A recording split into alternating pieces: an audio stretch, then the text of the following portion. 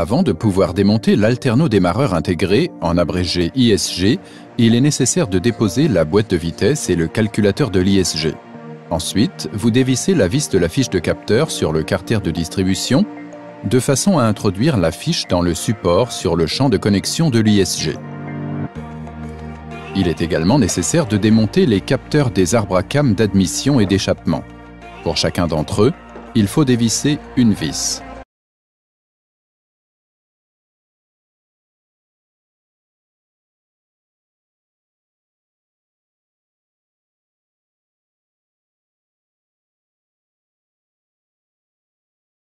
Retirez également la conduite menant au filtre à air. Les étapes suivantes sont effectuées sous la voiture. Retirez les vis de la bride de centrage afin de la déposer. Une fois fait, vous pouvez débrancher les conduites de liquide de refroidissement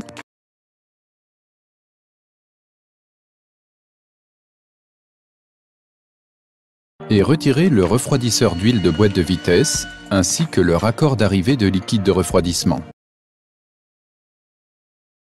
Puis vous retirez le capteur de vilebrequin.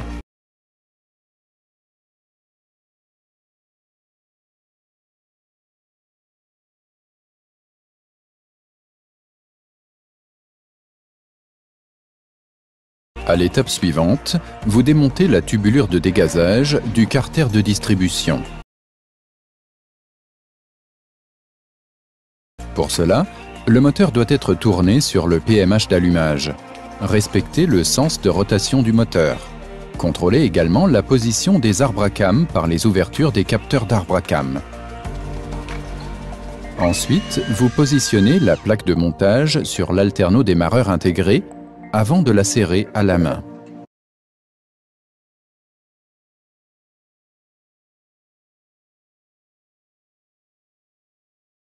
Une fois la plaque fixée, vous desserrez les vis de l'ISG côté vilebrequin. Lorsque c'est fait, vous pouvez serrer les vis de la plaque de fixation. Respectez le couple prévu. Vous pouvez désormais retirer les vis de l'ISG côté vilebrequin.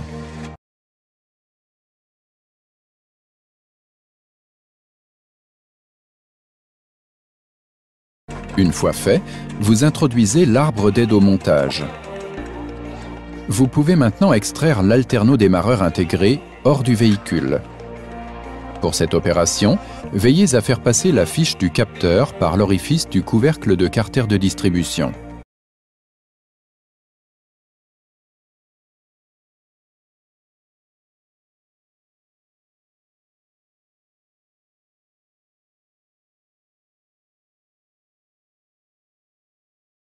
Ensuite, montez les 3 appuis du dispositif de réception.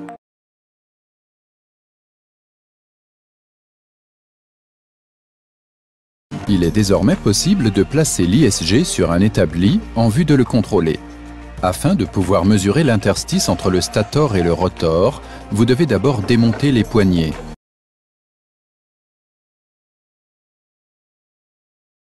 Les dimensions de la jauge nécessaire sont indiquées dans le document vis correspondant.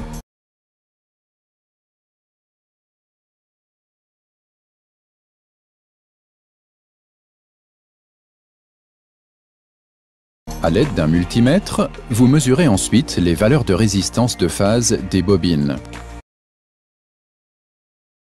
Pour cela, contrôlez tour à tour les phases U et V, V et W et U.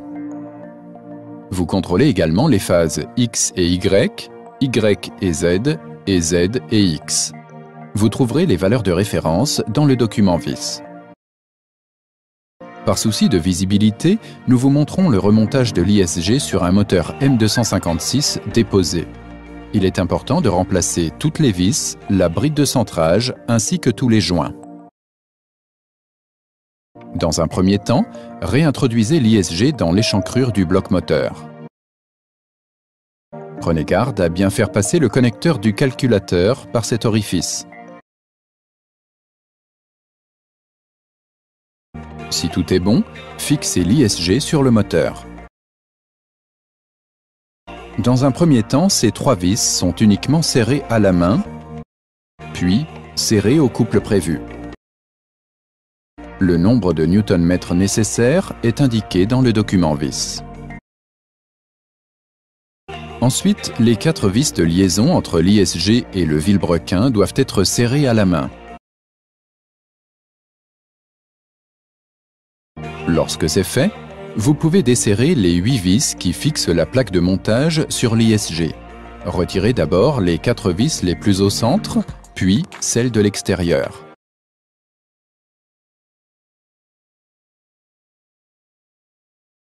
Vous pouvez désormais retirer la plaque de montage. À présent, vous devez serrer les 3 grandes vis extérieures à la main avant d'appliquer le couple de serrage prévu.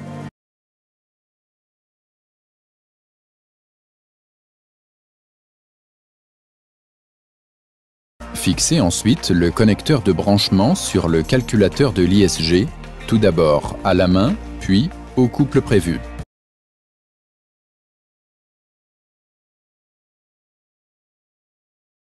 Une fois fait, vous devez serrer les 4 vis qui relient l'ISG et le vilebrequin.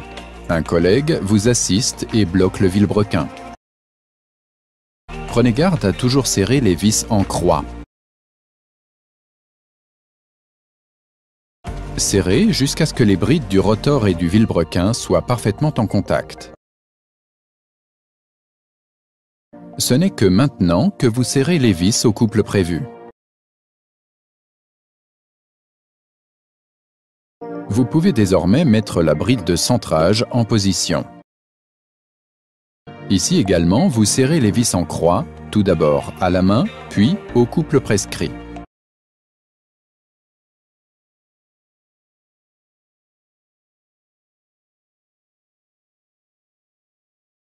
Lorsque c'est fait, serrez à nouveau toutes les vis en appliquant l'angle de serrage indiqué dans le document vis. Votre travail est alors terminé.